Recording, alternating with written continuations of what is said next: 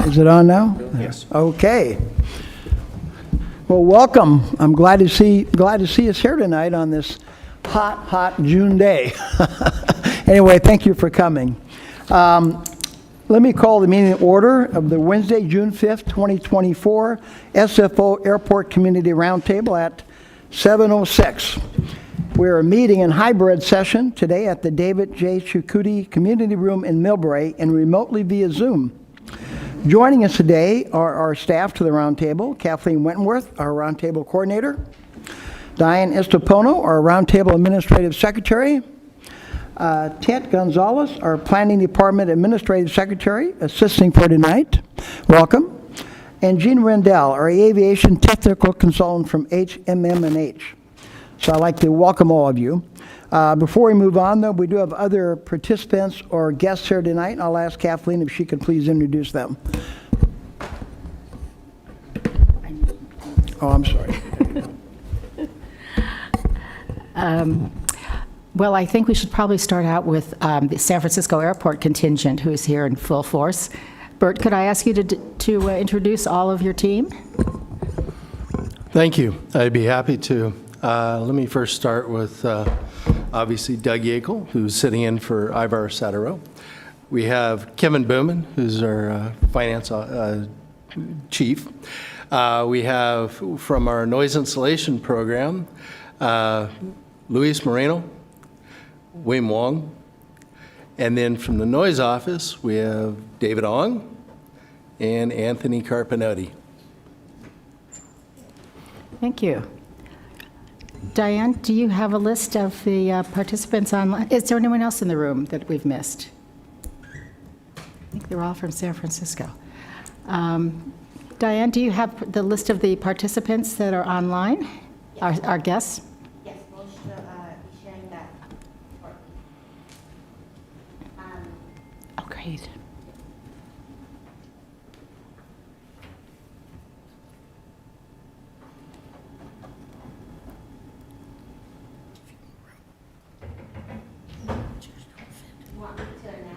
Yeah, would you? You've got them all there? We have a member from, we have Town of Riverside, Paul Gould online. We have Martha Bergen, Palo Alto online. I'm here present. I'm connecting. I don't know, can you guys hear me? Yes, Ms. Berrigan, we do. We're okay. just going to introduce the guests who are not on the roundtable right now, and then we'll come back and take the official roll. Welcome, Ms. Chin. Good evening. Is there anyone else we've missed, other than our roundtable members, of course? No? Anybody from the county of San Mateo? Anybody from the county of San Mateo, Kathleen? I don't see anyone here. Don't see anybody yet. Okay. So with that, let's move on. Before we take roll call, let me first of all make a comment. Oh, excuse me, Mr. Chair. Yes. May I just, could you put that back up just so I could, that last list of people?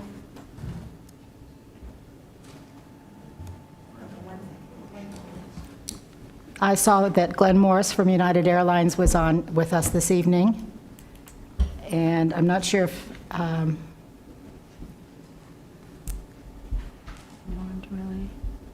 not sure if, in addition to Glenn, if Ashley Zaya is going to join us, but we'll let you know if she does later.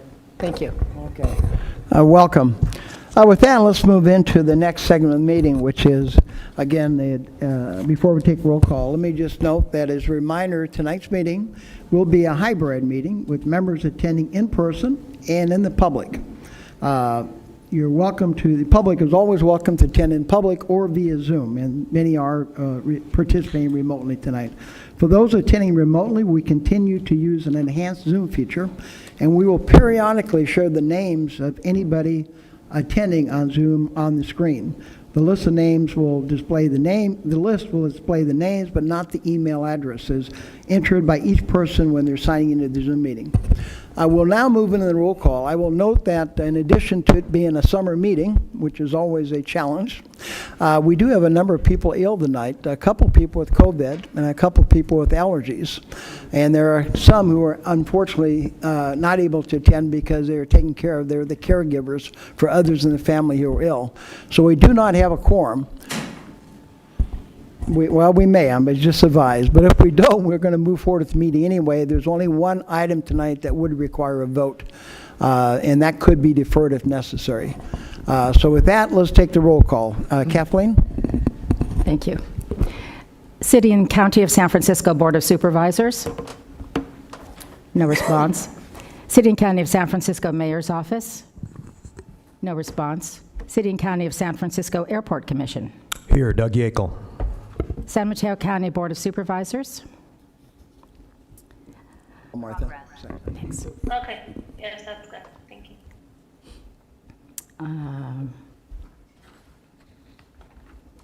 City of Foster City? Sam Hindi, present. Thank you. City of Half Moon Bay? Town of Hillsborough? Present. City of Menlo Park? City of Menlo Park, no response. City of Millbrae? Angelina Cahalan, present. Thank you. City of Pacifica?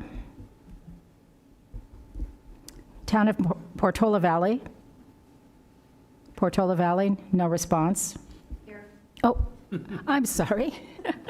Talk about timing. City of Portola Valley is here. City of Redwood City? City of Redwood City? City of San Bruno? City of San Bruno, Ms. Alvarez? City of San Carlos? City of San Mateo? Rich Hedges, pinch hitting for Rob Newsom. Thank you, Mr. Hedges. City of South San Francisco? Margaret Gullis here. Thank you, sir. Town of Woodside, and Paul is, thank you. We have you present. We'll just ask you, Chair will ask you a question or two. So for Ms. Berrigan and Mr. Gold.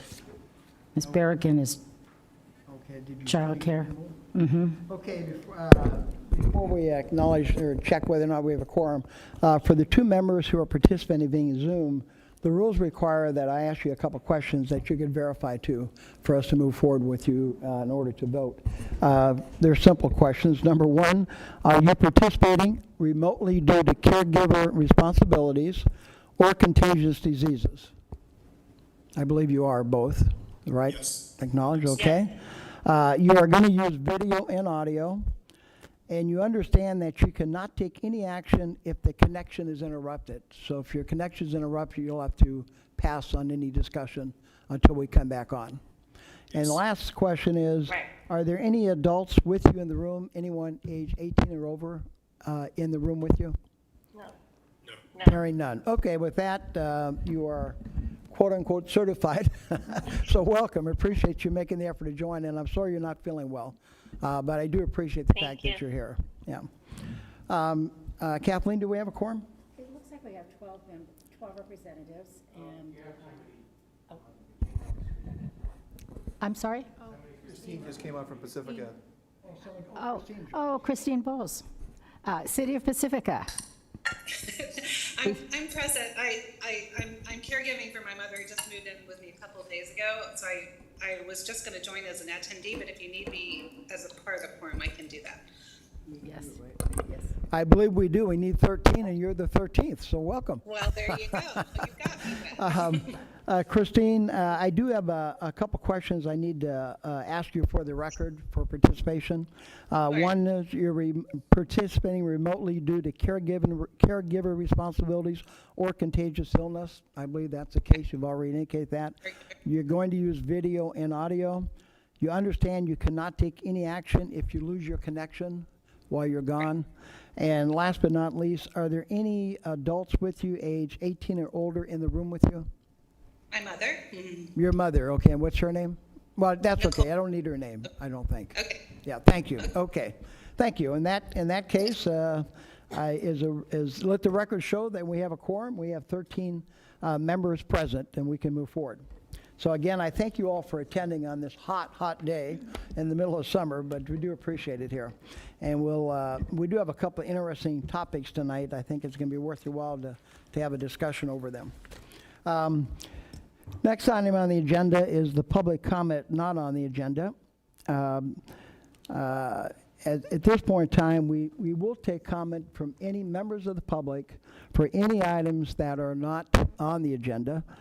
We will have an opportunity to have public comment on items on the agenda later, but if there's any members of the public in chambers or on Zoom that wish to speak on items not on the agenda, if you could please, in a minute, Diane will tell you the process and we'll recognize you then. So Diane, if you could please. For those attending the meeting in person, please submit your speaker slips located by the entrance. Sorry about that. Let me repeat those instructions. For those attending the meeting in person, please submit your speaker slips located at the back table to me here, and you may speak at the podium. If you are attending on Zoom video conference, we'll use the raise hand feature in order to organize any public comment.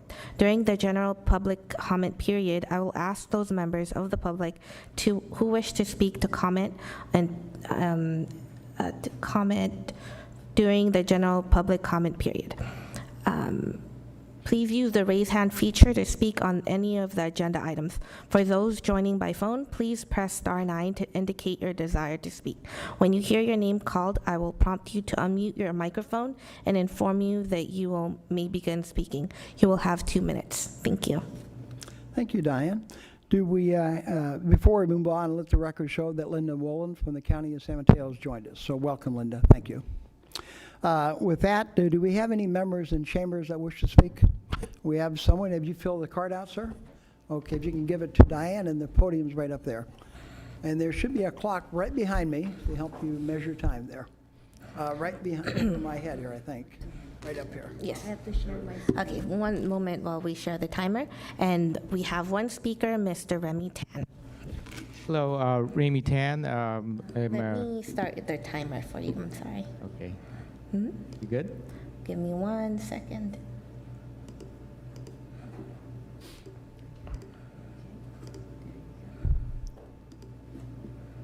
Okay. Do you see it? Oh, let me restart that. Okay, thank you. You may begin.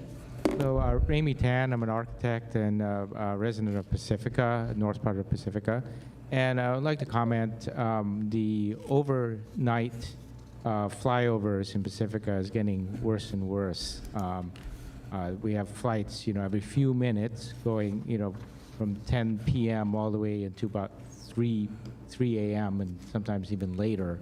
And, I've spoken several times about this subject, and nothing ever seems to be done. It seems like, speaking with Kathleen Wentworth and some of the other members, that we really need to urge the Roundtable to look at having a curfew for SFO between the hours of 10 a.m. and it's at 10 p.m. and 7 a.m.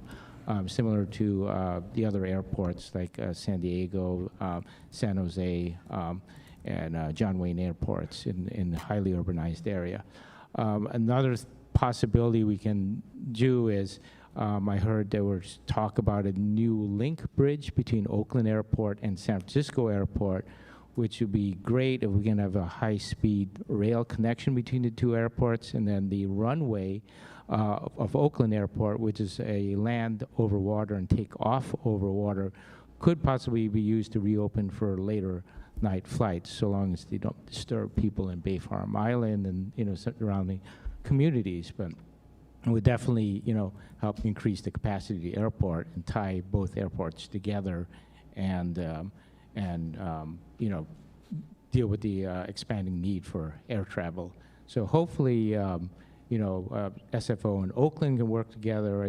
I think Nancy Pelosi was talking about that new link bridge in one of her newsletters. So hopefully federal government and FAA and the airports can work together to kind of have a permanent resolution to the flyover problem that affects us in North Pacifica, Daly City, South City, and Brisbane. Thank you. Thank you, sir. Appreciate it. Again, because it's an item not on the agenda, we're not able to comment on it during the meeting. But if you could contact either Kathleen or myself or some member, we can chat with you afterwards and provide some more data for you. Are there other members in chambers that wish to speak?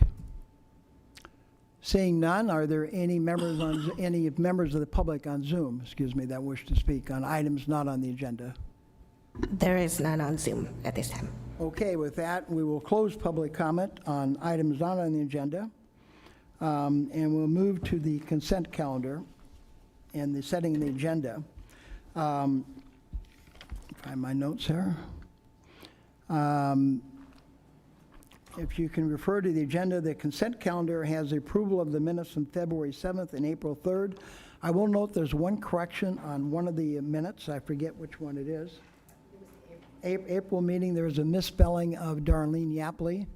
So if you want to correct the spelling of her last name, is Y-A-P-L-E-E. Other than that, I don't think we've been notified of any advance. Mark? Thank you, Mr. Chair. Just a point of clarification. For the February 7th meeting, it said South City Representatives of Mark Adiego, but it's supposed to be me. It's okay. We get confused all the time. Yeah, February. February. It's okay. Mark, we'll correct the records. So which one of you are insulted and which one of you are complimented? So, okay, we'll correct that. Second correction from February 7th. Are there any other comments or corrections from members of the minute first on the minutes, the director reports to the budget on the consent agenda, and we'll get to those in just a minute, or excuse me, other minutes? If not, are there any members of the public that wish to indicate a correction to the minutes? Seeing no hands raised, none on Zoom? None on Zoom as well. Okay. Are there any member comments on consent items 1, 2, or 3? Hearing none, we'll take a motion to approve consent items 1, 2, Approval of and the 3, consent. and setting the agenda. I'll second. Okay, who made the motion? Okay. Mr. Hedges, I'm not sure if you can make a motion since I don't think you're a formal member of the committee. So my apologies, but could someone else make the motion? I'll make a motion to approve the Okay. agenda and consent items. And I'll And we second have it. the second. Okay, great. Sorry about that, sir. Yeah. Okay, do we have any comments on the agenda items, consent agenda items? If not, all in favor indicate by saying aye. Aye. Excuse me, I'm sorry, we have members on Zoom. I'm required to take a roll call vote. So Kathleen, if you could please do so. For point of information, Yes, please. so am I going to be able to vote on anything? No, I'm afraid not, sir. It's kind of a waste of time. Yeah, but there's only one item for vote, really, but, Does that hurt our quorum? Does that? what is our quorum? I thought we were over the quorum. It will hurt the quorum. We're one member short of the quorum. So the one action for item tonight will not be able to take action item, but we will discuss it. Point of information, that's exactly why Mr. Newsom asked me to come, to make sure we had a quorum. So, I appreciate that. Unfortunately, the only people allowed by the bylaws are members or alternates. I understand. Yeah, but I appreciate you being here, sir. I'm just sorry. Okay. The alternate. Oh, Lisa. Lisa, so I turned it. Let's take the vote. Let's see.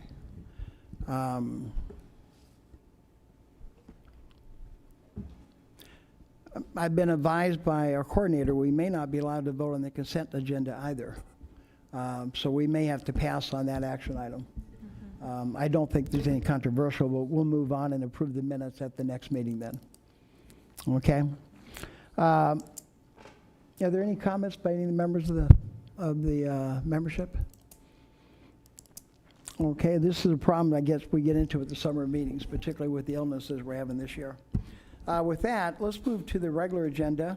The item on the regular agenda is the discussion of the 24-2025 work plan, which begins on your packet on page 34 with an overview staff memo followed by a detailed discussion.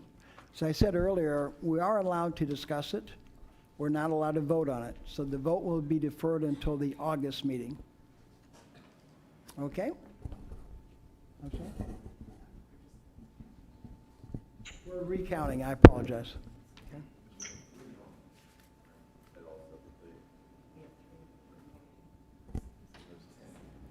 1, 2, 3, 4, 5, 6, 7, 8, 9, 10. 10 and 3 on is 13. That's a majority. Okay, I apologize. Christina, you have your hand up. Oh, I'm sorry, I just had a thought. You that got what? You weren't counting me because I didn't have my video on. Okay, you are now counted. We have recounted. We're obviously having a math deficiency here, but we do meet the quorum. So we do have a quorum, so I thank you very much. So don't go away. Okay. So with that, we have had a motion and a second on the consent calendar. We are going to take a roll call vote. So Kathleen, if you could please do so. City and County of San Francisco Board of Supervisors. City and County of San Francisco Mayor's Office, no response. City and County of San Francisco Airport Commission. Yes. San Mateo County Board of Supervisors, no response. CCAC Airport Land Use Commission. Yes. Town of Atherton, no response. City of Belmont. Aye. City of Brisbane. Yes. City of Burlingame. Abstain, I was not present. Thank you. Town of Colma, no response. City of Daly City, no response. City of East Palo Alto. Yes. Thank you. City of Foster City. Yes. City of Half Moon Bay. Town of Hillsborough. Yes. City of Menlo Park. City of Millbrae. Yes. Town of Portola Valley. Aye. Oh, wait, did I miss City of Pacifica? You did. And yes. Yes, thank you. Town of Portola Valley. Aye. City of Redwood City, no response. City of San Bruno, no response. City of San Carlos, no response. City of South San Francisco. Aye. Thank you. Town of Woodside. Yes. Thank you. Unanimous with one abstention. Okay. Thank you. Motion carries. Thank you. So let's move on to the item of business, and that is the first item on the regular agenda is item number 4. This will require an action item, does require a vote, and it deals with the approval of the work plan for the fiscal year FY 24-25, year beginning July 1, 2024, ending June 30th, 2025. In your packet, beginning on page 34, is an overview memo. I refer you to that if you have the packets in front of you. If not, I think there are some in the back. Are there some in the back, Kathleen? Yes. In the back room, on the table back there. And again, the draft work plan is on page 36 of your packet. As a way of an overview, we are annually required by our Roundtable bylaws to develop a work plan for the upcoming fiscal year. This is done in correlation with our strategic plan, which is a plan done every 3 years and lays out the broad strategic objectives of the Roundtable. The work plan is designed to correlate with that strategic plan. And in my simple way of looking at it, the strategic plan is the overall plan for this organization. The annual work plan is like the tactical plan, the actual implementation steps. Your committee appointed by the Roundtable at one of our prior meetings met on May 21st. There were 5 members. Myself as chair, Terry is vice chair, Sam Hindi is the immediate past chair, Angelina was a member, and Kaya Econ from Redwood City was the 5th member. Also participating was Kathleen Wentworth. Linda, I believe you were there. You were not, I'm sorry. And Bert was there as well. We met from 3:30 to 5 o'clock and had a fairly detailed discussion of the work plan. The work plan is laid out on page 34. Starts with the same plan that we had a year ago, because that plan is meant to be the tactics for the year, but it carries over from year to year until we revise the strategic plan. And we took that original, used last year's work plan as our base, and then went through that and added or deleted or corrected based on the discussion that we had. If you look at your work plan, you'll notice there were 7 strategic goals. And under each of the strategic goals, we then laid out what we thought the objectives and the tactics would be to implement those for the upcoming year. If I can find it myself, I will look, I will try to speak from it. Hang on 1 minute. Yeah, so if you look at your strategic plan, the strategic plan on goals 1 was, again, familiarize our Congress people with the objectives of the roundtable. And our work plan item is to brief the 3 members of the factors affecting aircraft noise, health impacts, et cetera, as well as the actions of the roundtable. That carries over from last year. Strategic plan number 2 was to review and comment on aircraft procedures. And by the way, I'm going to go through these fairly quickly, then we can come back if you have any questions or if members of the committee wish to add any comments. Please feel free to do so at that time. Strategic plan number 2 was review and comment on aircraft procedures, particularly arrival, departure, and ground-based procedures. We again effectively carried over basically the same work tactics that we had a year ago for work goal number 2. There were, by the way, 8 subcomponents, so there was a fairly exhaustive list of items under that, because you might imagine aircraft departures, arrivals, and ground-based operations does involve a lot of our work. Work goal number 3 was aircraft operation noise. There were 3 action items under that strategic objective that we were going to work on this year. 2 of them were carried over from last year. The only one we added was to increase some technical studies for this year with respect to the evolution of ground-based noise at the ground level as it moves up the hillside. So we're adding some studies. Other than that, the 2 work items we had last year will carry over. And that, again, is included in the packet. Aircraft number 4 was effectively our legislative goals. Lobby for aircraft noise reduction, and there were 4 work items under that, again involving collaboration, working with the Quiet Skies Caucus, and lobbying and reviewing the pieces of legislation that are being proposed or that we're advocating for. So that would be the work plan under item number 4. Item number 5 is the Airline Award Program. This was a program that we've had for a number of years to work with the airlines and effectively recognize those airlines which have done an outstanding job on reducing noise, particularly during night, to address the issue that was raised earlier. That was suspended during the pandemic, and our discussion was to reinvigorate it for the year coming up. So that was the action item there. Item number 6 was addressing community concerns. This was a fairly expansive one. There were 4 items under that. Probably the most significant one there that we're adding is expanding the roundtable learning projects and trying to build greater awareness and provide learning forums for members of this committee as well as the public through a more vigorous approach on the use of the website as well as learning modules. So that was the tactic or the work object under that. Number 7 is a broad category, improve roundtable effectiveness. We added quite a few there. I think almost all of them are added. There are 6 items there, but that includes new member packets. That includes the glossary of aviation terms, which we did last year. We're expanding. It includes learning project materials.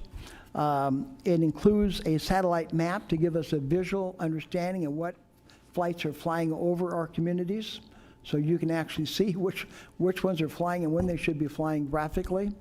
It includes tutoring sessions, one-on-one for those who request them. And it does include an increased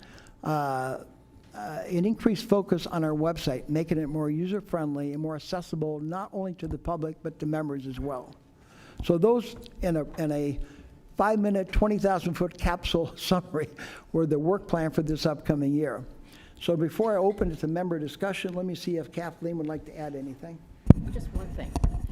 One thing that I think the committee members were noting was a little bit of frustration because they were charged with changing or improving or deleting or adding on to the work plan. They were not charged with changing any of the strategic plan.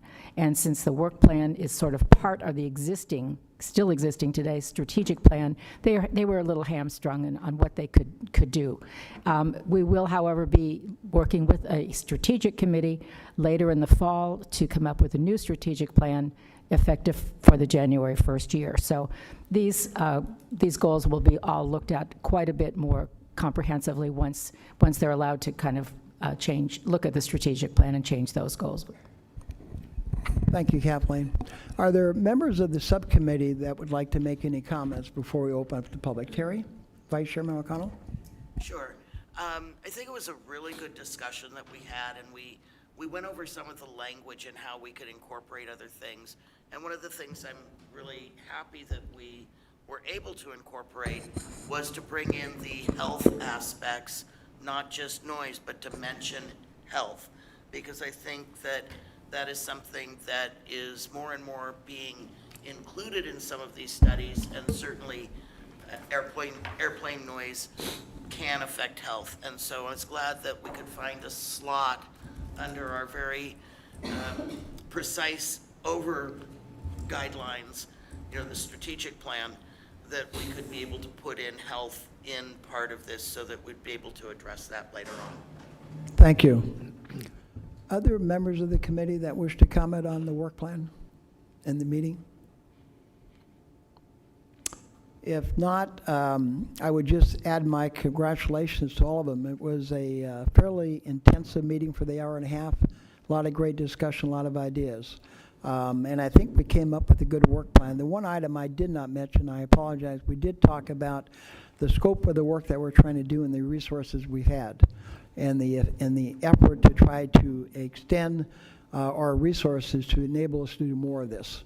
And our discussions with the county and with the airport with respect to providing financial support for us to do that. So that was part of this discussion, and it is listed as a objective in item number 7. Okay. If there are no other comments, let me open it up for public comment. I'm going to take public comment on this at this time. I'm sorry, before I do that, any members on Zoom? I'm sorry, guys, I forgot to look up there. Any members on Zoom that wish to comment? There is none at this time. Okay, great. With that, let's close member comment, take public comment, then bring it back to the members for motion and final comments. Are there any public comments? We have one right here. Okay. Give me 1 second to start your timer.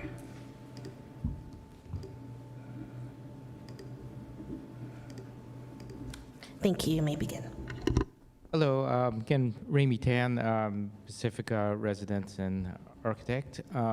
Just want to comment on Strategic Plan 1. We do have a new senator coming up will be elected this fall, so they will probably need to be briefed on this. And looking through Strategic Plan 2, again, I haven't seen anything here about discussions about a possible curfew for the airport, for the flyovers over the communities between 10 p.m. and 7 a.m.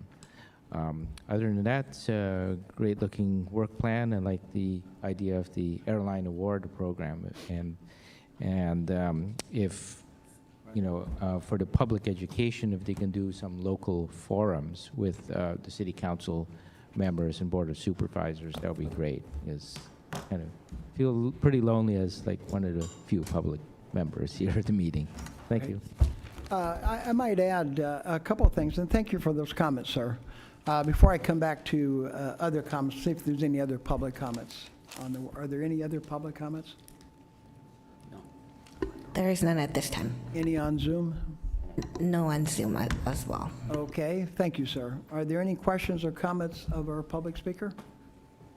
If not, I might add, if you look at strategic goal number 2, which does talk about aircraft procedures, arrival, departures, and ground base, there are a couple of those objectives that do deal with nighttime noise. And again, we have to do this in the context of our strategic plan.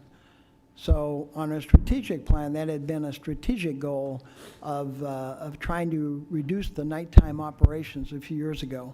We were successful through a lot of efforts through our former chairman, Sam Hindy, and former chairman before that, Ricardo Ortiz, to get a nighttime curfew in effect, and I use that word sort of loosely, from, I think it was 1 to 5, that correct hours. We had originally proposed it from being from 10 to 7. Unfortunately, the FAA was not prepared to go that route yet, but through the efforts of Congresswoman Spear, Ricardo and Sam and other members of this committee, we did at least get a start. We are continuing to push for extending that nighttime curfew. So that is part of one of the strategic goals, and it is an operational aspect here under subcategory 2. In addition, we are evaluating the nighttime departures, and we are evaluating the nighttime runways, and we're evaluating nighttime operations overall to see if we can continue to mitigate that noise. The biggest complaint we probably get is the disruption caused to communities at night. And we are trying to address that, but it's not something we can do under our sole authority. It does take a collaborative effort, but we are moving forward on that. So I just wanted to take that opportunity to share that with you, but your comments are well taken. Second comment, if any community does want some presentation on the roundtable, or, please let us know. We're happy to see if we can accommodate you at a city council meeting or at some town hall if necessary. I got to be careful because we are limited in what we can do, and I don't want to overcommit, but we are trying to be receptive to member concerns and community concerns, so we'll try to address that. Sam? Thank you, Chair. Just if you don't mind, Please. if we could ask Gene to kind of tell us a little bit about the legality of general curfew in the airport, because this is not allowed currently. If you could elaborate on that, please. Yeah, sure. Thank you, Mr. Hindy. And I was also going to state that what we looked at was really not a curfew.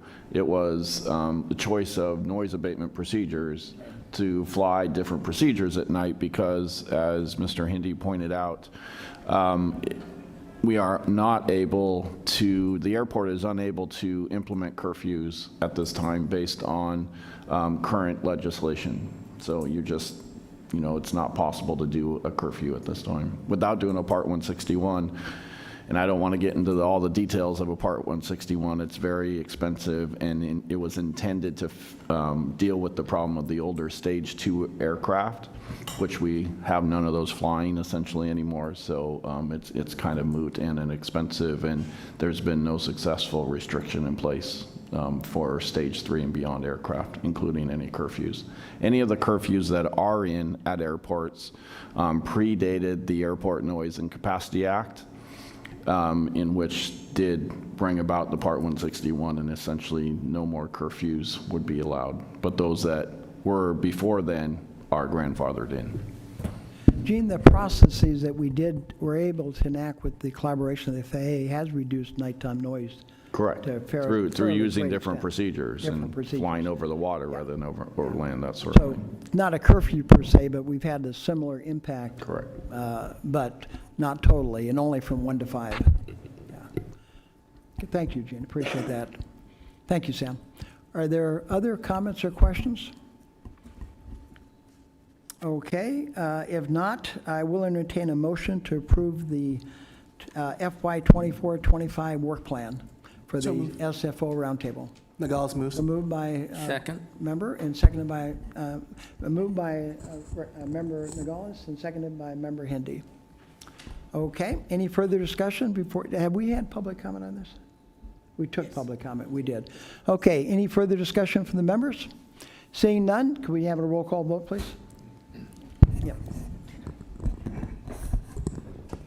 Okay. City and County of San Francisco Board of Supervisors, no response. City and County of San Francisco Mayor's Office, no response. City and County of San Francisco Airport Commission. Yes. San Mateo County Board of Supervisors, no response. CCAG, Airport Land Use. Yes. Town of Atherton, no response. City of Belmont. Aye. City of Brisbane. Yes. City of Burlingame. Yes. Town of Colma, no response. City of Daly City, No response. City of East Palo Alto, Ms. Berrigan. Yes. Thank you. Yes. Thank you. City of Foster City. Yes. City of Half Moon Bay, no response. Town of Hillsborough. Yes. City of Menlo Park, no response. City of Millbrae. Aye. City of Pacifica, Ms. Bowles. Thank you. Town of Portola Valley. Yes. Thank you. City of Redwood City, no response. City of San Bruno, no response. City of San Carlos, no response. City of San Mateo, oh, excuse me, I'll skip that over. City of South San Francisco. Aye.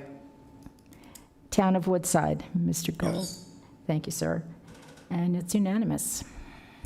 Great, well, thank you. We have a work plan. Now we just have to get to it. Okay. I might add that we will be having our meeting this fall on the review of our 3-year strategic plan. And I forget who is members of that, but regardless whether or not you're a member, you are invited to attend and participate. So we'll let you know when that is and welcome your attendance and your comments at that time. With that, let's move to the next item on the agenda, which is presentations. The first presentation is the chairman's report. I'll keep it fairly brief, but let me start off by welcoming a new member of our roundtable. That's Andrea Papajohn from the city of Burlingame. Andrea is replacing former chairman and no longer a committee member in Burlingame. He had to retire due to work issues, and that's Ricardo Ortez. Andrea, I believe you work for the city of Millbrae, if I'm not mistaken. Is that correct? Yes, I do. So you're experienced, so welcome. Thank you very much. I'm pleased to be here. Very honored. Thank you. Right, thank you for being. I also want to note we have upcoming subcommittee meetings. We'll have a TWG meeting will be held in late July at the Foster City Hall chambers. This is a meeting that's designed to follow up on the discussions we had at our April meeting around the noise metrics and questions that were raised concerning the accuracy of them. We had a speaker from Stanford that actually presented at that council meeting, and this roundtable asked that we take it to subcommittee and spend more time understanding their concerns and the research that was done with respect to the validity of the noise metrics being used. He unfortunately had some family issues and could not participate in a TWG meeting earlier, so it's been rescheduled for late July. And that date will be given to you once we finalize it with him.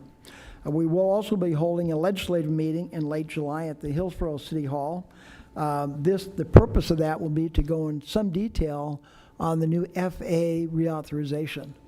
We'll be discussing that a little bit later at this meeting at a 20,000 foot level, but we'll take time at the legislative committee to sort of understand it in more depth. And so I'll defer any further discussions on that. We do not have any ground-based subcommittees scheduled between now and our next roundtable. So I think our next ground-based committee will probably be later this fall, pending a special need for one. Terry, am I correct on that? Okay. Okay. And those are the standing committees that we have. The next item I do want to note is topics for upcoming meetings. As we've talked about in the past, we're trying to take the opportunity each of these roundtables to sort of bring us up to speed and build awareness over some of the changes going on in the airfield, particularly around unmanned aircraft and supersonics and other areas that will be affecting our communities. And while there's uncertain as exactly what roles the roundtable will play in that, or what roles the airport or the FAA or anybody else will play, we want to at least make all of us aware so when those roles are determined, we're in a better position to respond to them and also understand the impacts that they might have and opportunities we might have to manage that in our communities. We do have, in the future meetings, we do have we're planning on having a presentation by NASA on advanced air mobility. We are going to have industry representatives come in at another meeting and talk about unmanned aircraft, what's going on in the industry. It's moving pretty rapidly. We do have a production facility in one of our local communities already that are building these unmanned aircraft. LA has already put together an unmanned aircraft flight plan, strategic plan, which, so we're trying to get up to speed on that. And we just received word yesterday that Peter Kirsch, who's probably one of the most renowned aviation experts, he's an attorney with the law firm of Kaplan and Kirsch, and I believe is one of the editors on our publication, Airport A&R, A-N-R, that we get every month, or every week, I think, has consented to join us at a future meeting and talk about noise metrics, or whatever we want him to talk about. He gave a presentation at the UC Davis Symposium on the history of noise metrics, where we started from, where we are, and how we got there, and what they all mean, and which ones are good and which ones might be changed. And I think you'll find that incredibly informative. I thought at the UC Davis, he was probably one of the most renowned speakers, one of the best speakers, and I think he'll be very informative. So he'll be joining us probably this fall.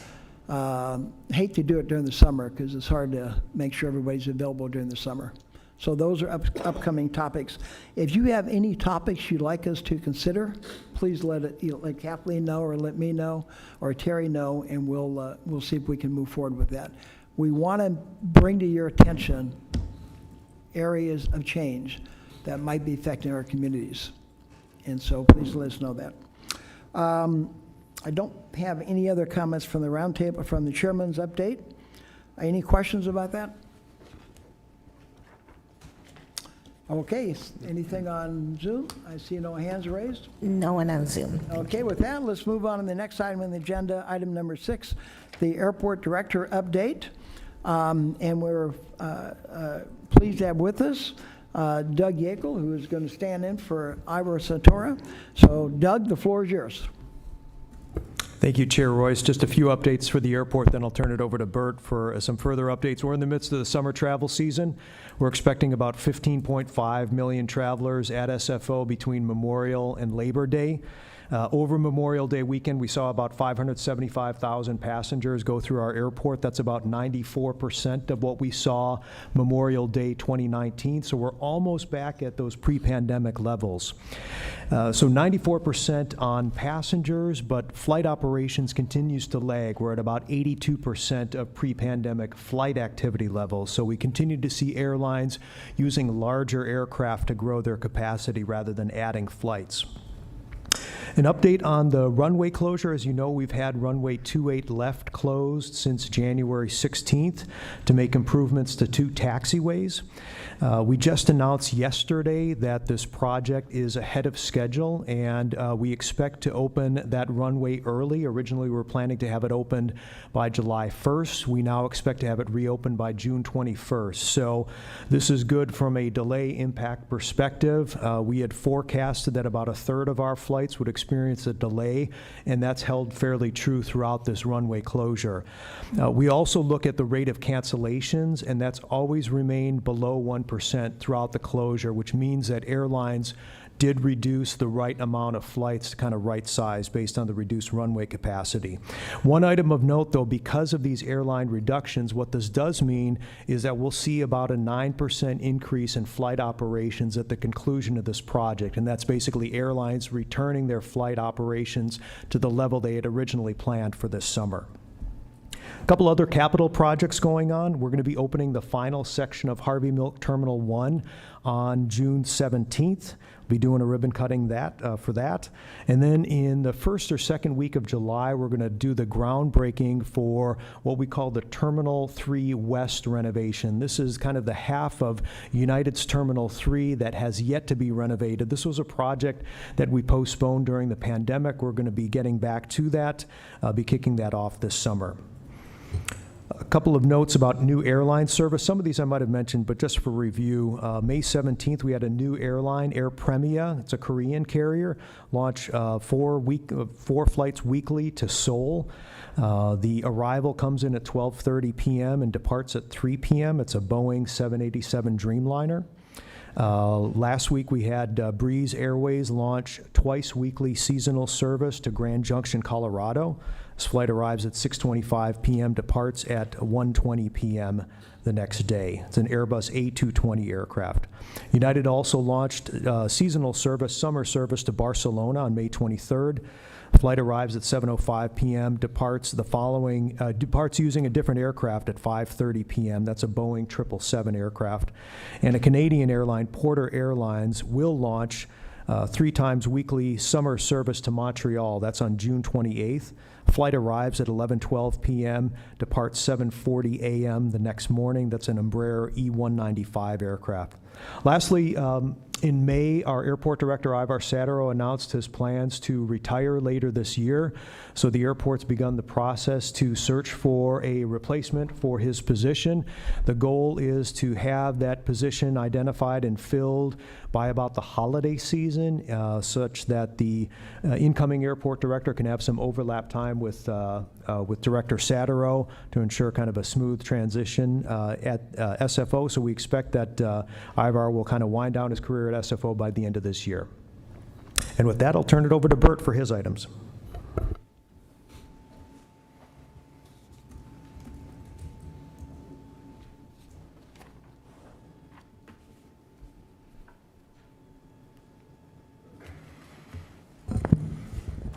Thank you for that. So wanted to go ahead and let everybody know that our GBAS, we did the annual flight check on that, passed, and we're good to go for another year. That was a mad scramble for that. The FAA is actually asking for the airport to pay for our flight testing of our airport-owned equipment, so we scrambled for that and made it work. The Repair and Replacement Initiative under the Noise Insulation Program, we did have a bit of a drop in the homeowner satisfaction rate. We believe we'll see a little bit more of that, and that's due to the long wait list. There were some folks on there since 2018, so the interviews are done for the survey at the end of the program once the home is completed, and so the numbers may suffer some more. The Second Chance Initiative, under the units in design phase, we currently have no homes in the design phase right now. We're wrapping up the units in construction right now and trying to schedule up an apartment complex for the next year. We're looking for the grant money for next year on that one. Expanded eligibility, you can see that the numbers were holding since last month, although we did have 3 declined participation in the 2022 phase. The other numbers are holding true, and we had the number from 55 to 45 drop in the Group 2 EEI phase, the expanded eligibility. This one, many of you local will recall that on the 1st, 2nd, 3rd of May, we had both runways 28 left and 28 right closed. Obviously 28 left for the construction, but with the additional use that 28 right has been getting, they had to do more rubber removal, and they also at the time scheduled the approach light work for that runway. And when they did that, the FAA was using runway 19 facing south for arrivals and departures. And you can see the nighttime departures we have here on the screen. We did have one really good one, which is this one here. Oop, let's go back. This one here. And so I asked the FAA, if we have to do these, can we do more like that so we don't wake up half the peninsula at night? Preferred would be to do opposite direction, which is a runway 1 departure with the 19 arrivals. Now, I'm not asking that we do it immediately in conjunction with each other. I'm asking when there are lulls in the arrivals that we do the runway 1 departures. And so the FAA did say they would consider that. When I checked the flights on the 4th and 5th, where we also had the closures, there were no runway 19 departures. So with a little luck, they did hear what we were asking and heeded that for us. So we did jump on it immediately with the FAA, and I believe they were working with us on this one. Through the chair, any questions? Okay. Thank you, Bert, and thank you, Doug. Are there any questions? Member Ford. I have two. First, are we invited to the Harvey Milk thing on June 17th? Absolutely. Once we have that time confirmed, we'll pass it through Kathleen. Yeah, it'd be great to have you there. We didn't hear the question online. I'm sorry. You want to repeat the question? The question was, are we invited to the celebration at the Harvey Milk Terminal on June 17th? And Mr. Yekel said yes. Is your mic on? Your mic is on, right, I think? Yeah. Did you hear that? Yes, thank you. Sure, thank you. The other question was that the plane from Barcelona came in but left in another plane. How did they do that? So they're basically using a different aircraft. So it may be an aircraft that was operating domestically and then turns around and represents the departure to Barcelona that night. So rather than having a lot of international carriers, it's one in, one out. United's large operations at SFO, they can mix and match how they're using these aircraft. Thank you. Okay. Member Hindi. Thank you, Chair. Bert, on the last item that you talked about, connecting with the FAA regarding the reverse operation, can you elaborate a little bit more on that? Can you go with your cursor? Where is that? Is that going over the 92? So you can see the aircraft went out this way before coming back across. I believe it did continue east, but you can see it took a very tight, nice left turn there rather than a slow left turn. And It is not the same as when we have reverse operation, is it? it is, very much so. So during reverse operation, when we have the takeoff, Foster City get impacted quite a bit. That's visible right here. Yes. Yeah, so we don't want to shift noise from wherever it is today to come to Foster City. Agreed, and that's why I jumped in on this one right away when we noticed it. But my comment on this one particular flight here is, shoot, if we have to do reverse operations, that's the way to do it. Got it, understood. Keep it away from Foster City, advocating put it for over the water. Got you, thank you. No, I appreciate that. Thank you, Bert. Other comments or questions from the members? Okay, seeing none, I want to thank Doug and Bert for their presentation. We'll take public comment on all the presentations at the end on all of them, with the exception of item number 8, and we'll take that right after item number 8, just because the speaker needs to leave after his presentation and Q&A. But for the public, if you could hold your questions on the presentations till the end, we'll take them then. Okay, with that, we'll move on to item number 7, which is the FAA announcements and the update. I believe, Ms. Chen, you'll be speaking on behalf of the FAA. And by the way, thank you for attending. We appreciate it. Oh, my pleasure. Just a couple of announcements. I'm sure many of you have already heard. Can you hear me? Yes, we can. Thank you. Okay. Many of you have heard that the FAA reauthorization was signed and passed in the White House. That happened on May 16th. The FAA Reauthorization Act of 2024 reauthorizes the FAA and related revenue authorities through September 30th, 2028, and reauthorizes the National Transportation Safety Board through September 30th, 2028. I think I said, so they're both reauthorized through September 30th, 2028. So that passed, so we're happy about that. The other really good news that we have to share is the community education video series is posted on our website. We sent the link to Kathleen, and she, I think she's in the process, or she has shared it with others. So we really appreciate that. That project started in November 2019.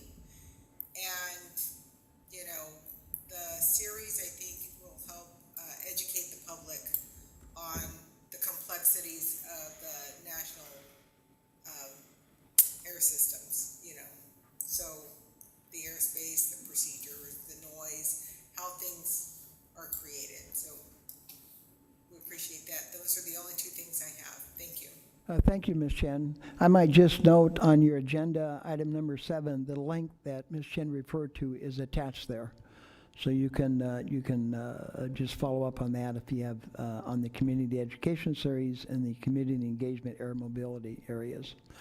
Are there any questions of the members with respect to Ms. Chen or the FAA on any of the comments raised? We are going to have a discussion, item number 9, I believe, from our consultants with respect to FAA reauthorization. So we'll be getting into that in just a minute. So, Ms. Chen, I appreciate your comments. Thank you. Okay, with that, we'll move to item number 8, which is our presentation of outside speaker tonight, and this is on supersonic aircraft. We have a speaker from NASA who is with us online, I believe. Is that correct, Kathleen? Okay, and I'm sorry, Mr. Shah, I'm going to mispronounce your first name. Is it Nauyum? Gautam. Not Ganoung, okay. Mr. Shah is a manager of the Supersonic Overflight and Community Response for the Commercial Supersonic Technology Project, which is part of the NASA Advanced Air Vehicles Program. He will explain the NASA Quests program, which will be obtaining feedback from residents to noise exposure from tests of the updated supersonic thump. What we're trying to bring to your attention and awareness of fact is that there is a reinvigoration of the supersonic program, and it's being retested with new technology and hopefully much quieter technology than previously. And we thought it'd be appropriate to bring you the attention of this roundtable exactly what's going on and where we might stand with that. And Mr. Shah was kind enough to join us. We will be taking public questions on this following Mr. Shah's presentation, since he's from another part of the country and can leave us after this presentation. We don't need to hold you up till late at night, so appreciate you being here. With that, Mr. Shah, we'll turn the table over to you. The floor is yours, sir. Okay, thank you, and good evening. Thank you for the opportunity to share some information regarding the NASA Quest mission. I want to point out that also attending this meeting is Kristen Hatfield. She's in the Public Affairs Office, also here at NASA Langley in Hampton, Virginia. And so at the end, I've got some emails listed there. So for further questions or information, please feel free to reach out to our Public Affairs contacts for further details or other inquiries. As I said, I'm here on the East Coast at NASA Langley Research Center, but I'm certainly quite familiar with SFO, having come out to NASA Ames and Mountain View for work countless times over the last almost 40 years. And more personally, my daughter is about to finish her undergraduate degree at UC Berkeley, so the Bay Area is factored pretty large in our lives in recent years. So with that, I'll begin the presentation. This is an overview of NASA's Quest mission involving quiet supersonic flight. So we can go to the next slide, please. So, we've had supersonic flight since for almost nearly 75 years, since the Bell X-1 and Chuck Yeager back in 1947. But there are certainly some barriers to overland commercial supersonic flight. We did have that for quite some time, starting in the 70s with the Concorde, flying from New York and Washington to London and Paris.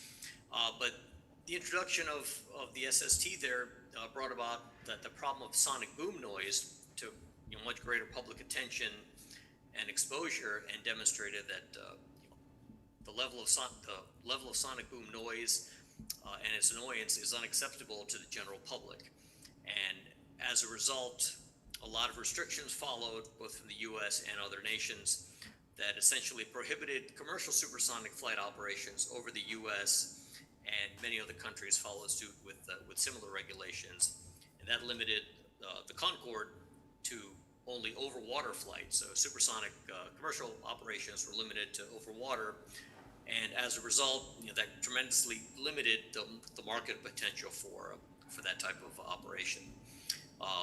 More recently, there's been a resurgence in interest in commercial supersonic flight, brought about by a lot of changes in technology and advances in efficiencies and other aspects. But again, the creation of a market for supersonic commercial aircraft, there are several barriers to that. There's certainly economic ones. Companies have to make money on them. There are environmental issues regarding emissions or sustainability. But one of the major ones, again, is the sonic boom in terms of noise. That there has to be a way to eliminate or substantially reduce the sonic boom that's generated by aircraft in order to potentially allow for overland supersonic flight. And so NASA's Quesst mission, it aims to provide information to U.S. and international regulators to provide them data, statistically valid data from studies that we're going to conduct that will inform the potential addressing of the rules regarding overland supersonic flight. Essentially, right now we have a speed limit. You simply can't go supersonic overland. Potentially that could be morphed into more of a sound limit. If you're below some level of quietness, it may be permissible. So the Quesst mission is intended to generate data that can be used to inform that type of discussion, debate, and ultimately decisions. Okay, next slide, please. So just a quick explanation of a sonic boom. I think most people are aware to some extent of how a sonic boom is generated and why, but there's also some potential myths out there. So this chart just kind of explains it quickly, that on the left, you see when you're flying at subsonic speeds, below the speed of sound, the airplane's moving forward, the air in front of the airplane is disturbed and lets the air in front of the airplane know that something's coming, can move out of the way. But as you go faster and faster, once you get to Mach 1, that the airplane is moving at the same speed as the disturbance in front of it, so those wave fronts, those disturbances can't move ahead of the aircraft, and they tend to build up, and they create what you see there is a shock wave or a shock front, which then gets to ground, and that shock wave is essentially a big pressure jump that when your ears hear that jump as it goes by you, it interprets that as a boom sound. And so that's what happens at Mach 1, and when you go faster than Mach 1, that shock wave ends up being a cone that moves along with the aircraft as the aircraft moves through the air, and where that shock wave intersects the ground, and as it keeps moving, it generates the sonic boom. So it's important to note that the boom is created over the entire length of the supersonic flight path. It's being generated whenever the aircraft is flying supersonically, just like the wake of a boat is always continuous following behind the boat. But you would only see the wake when it passes you if you're standing on a riverbank, for example. So while that shock wave is always generated, you as a person will only hear a single event of that sonic boom when that shock wave passes you. And so if you go to the next slide, we have just a quick little animation that just kind of puts that in a visual perspective. You see if the airplane's flying, you've got that cone that forms behind it, and where that cone would hit the ground, where you see that big white arc, that will be where the shock wave intersects the ground, and when that passes a given person, you can just play that again a couple of times, that's when that pressure wave passes your ears, and your ears interpret that through your brain as a sonic boom. So it's a little different what you see in movies. It's not just a one-time occurrence. It happens during the entire supersonic flight path. Okay, next slide. So just to make clear, we talk a lot about issues with community noise and aircraft noise. And so I want to draw the distinction between that and what we're talking about here as a sonic boom. When you talk about typical airplane noise, it's generated from the engine of the aircraft and the aerodynamics of the air moving over it. It's primarily, something at low altitude that's heard on the ground, and obviously as the airplane climbs in altitude, that sound on the ground diminishes. It's fairly localized, under the flight path of the aircraft when it's at low altitude. And it's a long duration sound. It's not just a one-time thing. Airplane's flying overhead and you're hearing that sound during that entire time. And so this is an issue more, in the proximity to an airport when the aircraft are at low altitude. And there can be large variations in the sound levels that you hear, depending on the community you're in, your specific location. You can be in one location and you have a certain level of noise that you hear from an overflying aircraft. You move a couple miles away and the noise level may be substantially different depending where you are relative to that flight path. And so that's in contradiction, or not contradiction, but it's separate from what we're talking about for supersonic flight. The sound that we're talking about here, the sonic boom, is more of the sound is due to the shock wave emanating through the air. It's not from the sound of the engine. So normally you're going to get it from what's being generated when the airplane's at high altitude under cruise conditions flying supersonically. And as I said, it's something that happens along the entire supersonic flight path. The big difference is that it's only a short duration impulsive sound that an individual hears, just when that shock wave passes you, as opposed to a long-term sound from low altitude aircraft. And unlike the large variations that you see in sound near an airport, depending on where you go, in this case, that carpet you saw was a pretty wide, could be 20 miles or more, depending on the altitude of the aircraft. So you can get a similar sound level over a potentially very large area. And again, it's not necessarily, it's not going to be just located near an airport. It's going to be during the entire supersonic cruise time. Okay, next slide. Oh, before we go to the next slide, I just want to point out this is, there were some questions that you've had that have been posed earlier regarding takeoff and landing noise certification standards for supersonic aircraft. And I just want to make sure it's clear that the Quesst mission, we're focused on the sonic boom type issue. So it's not addressing the takeoff and landing noise certification standards. It's only talking about the en route aspects, and I'll explain why in an upcoming slide. But with that said, NASA is conducting research related to landing and takeoff noise for SSTs, and that research will inform regulators on how they should develop the appropriate standards for those type of aircraft. I mean, some of the challenges that entails is that SSTs, they operate somewhat differently than subsonic aircraft. For example, they use different levels of power settings for takeoff. Subsonic aircraft, typically you're at a very high power setting at takeoff.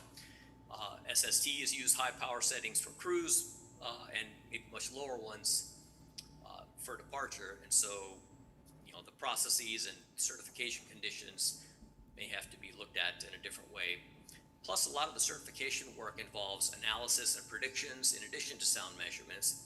And subsonic engines, with the years of history behind of data, there's good confidence in those predictions. But SST engines are going to be somewhat different than subsonic engines, and so the understanding and confidence in the predictions for sound levels from those aircraft, that's something that continues to evolve. And so that work is going on outside of the Quesst mission. And again, if there's more specific questions or further interest in learning more about that aspect, I encourage you to reach out to Kristen or Matt Camlett or other point of contact from NASA Public Affairs, and their emails are given at the end of this briefing. So now specifically, what is the Quesst mission? So we look at the mission really in three phases. Again, it's to develop information on providing information to regulators. And so phase one of this mission is the development of an aircraft that can generate a quiet sonic thump, much, much quieter than the conventional sonic boom. And so that work is progressing now with the X-59. Recently completed it. We had the rollout ceremony at the beginning of this year. And now a lot of the ground test is underway in preparation for its first flight later this year. And that'll be followed by months of envelope expansion and flight tests to ensure safety of flight, that the airplane will fly as designed.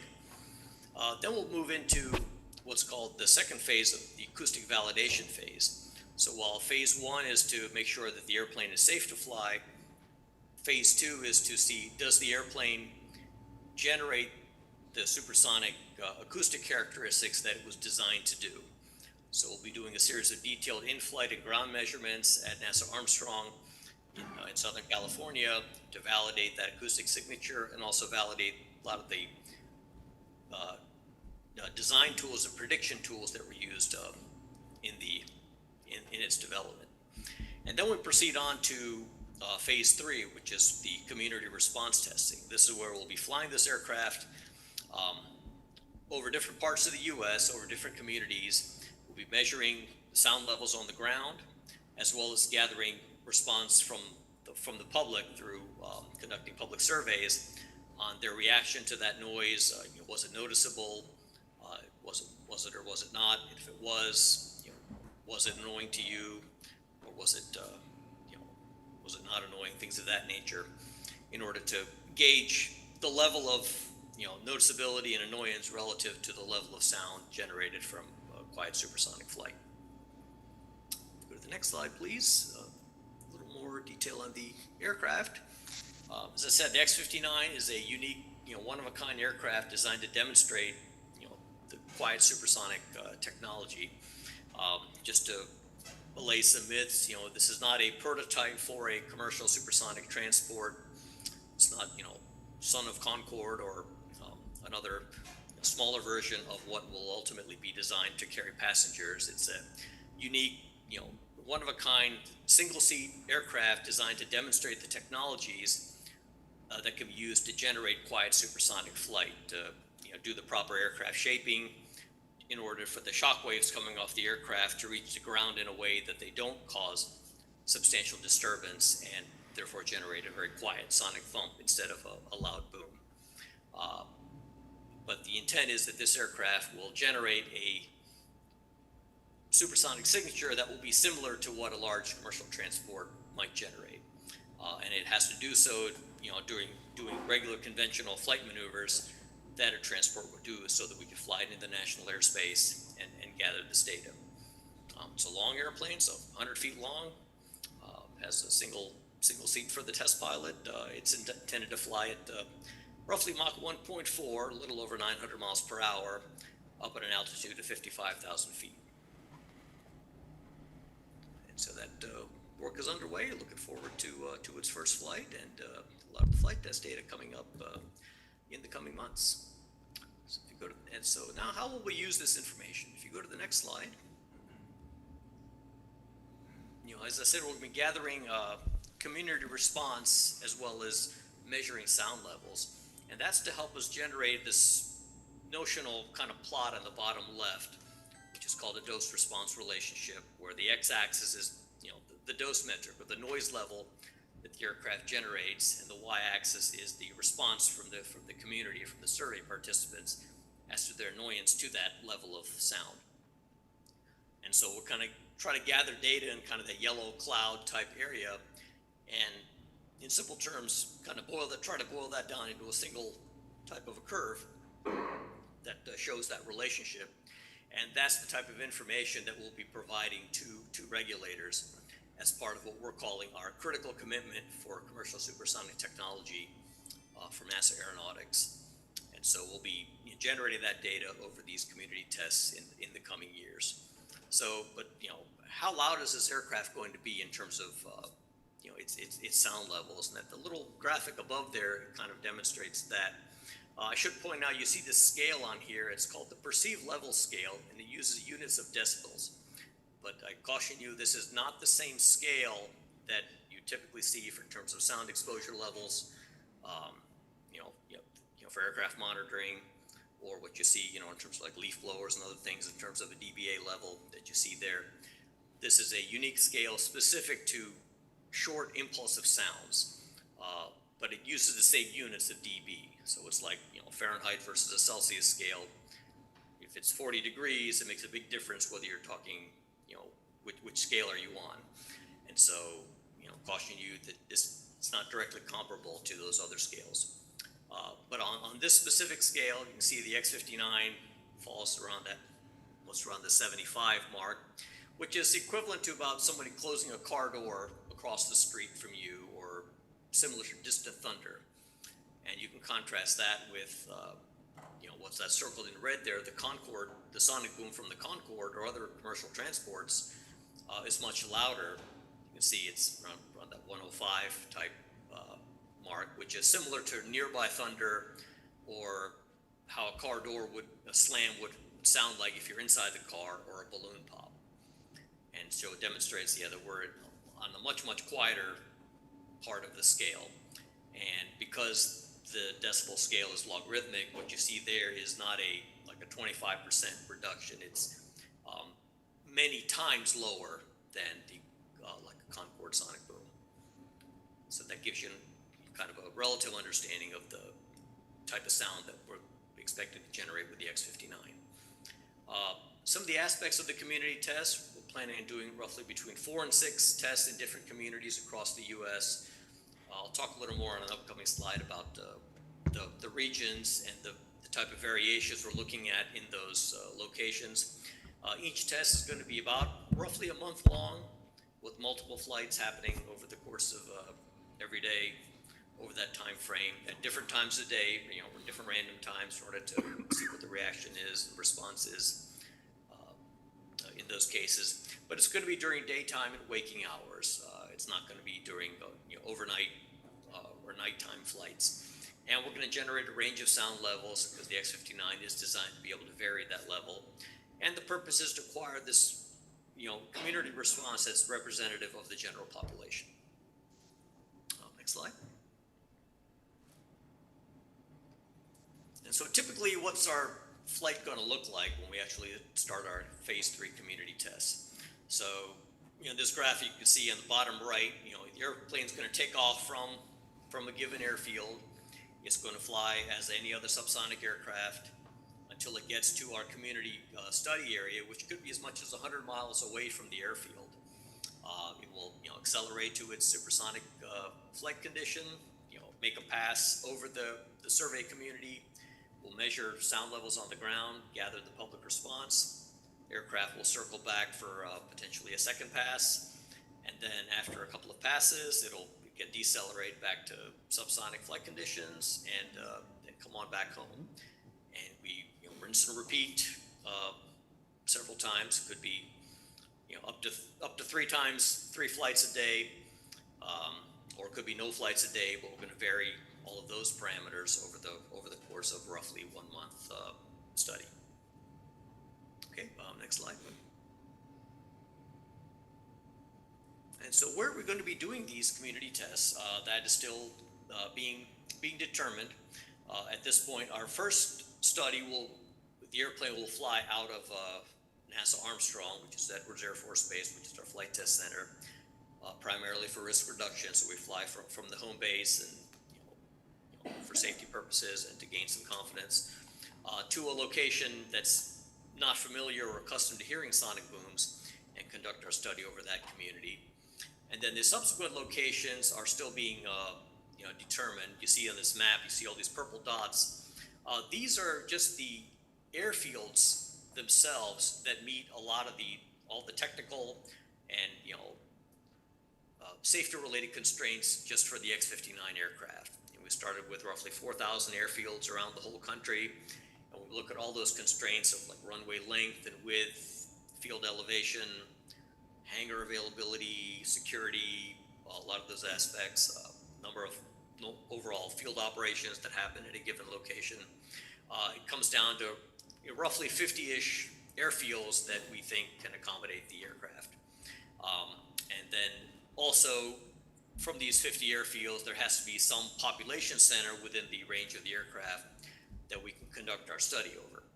So that's also a factor into that. So what we're doing now is looking at these different airfields and trying to ensure that we have a location that we test in each one of these different colored climate zones.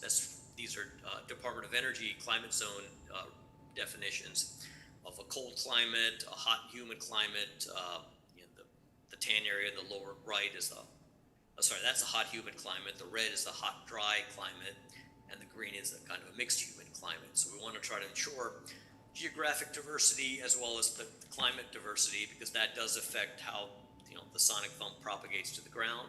And there's also different housing construction in these different regions during different times of year. So are people at home? Are they outside?